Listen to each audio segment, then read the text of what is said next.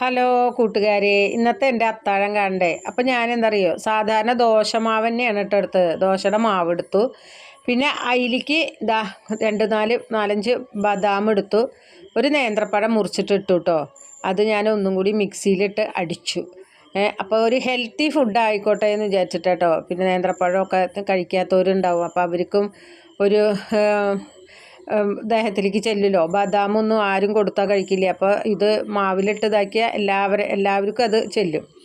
അപ്പോൾ അത് കാരണം കൊണ്ട് അതൊക്കെ ടാട്ടി കണ്ടില്ലേ, നല്ല ദോശ ഉണ്ടാക്കി.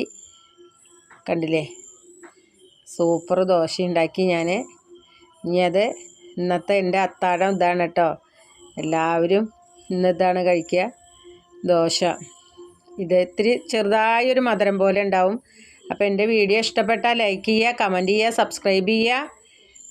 നിങ്ങളെന്താ ഉണ്ടാക്കി വെച്ചെങ്കിൽ അതും ഒന്ന് കമൻറ്റ് ചെയ്യുക. നാളെ നല്ല വീഡിയോ ആയിട്ട് ഇനിയും വരാം.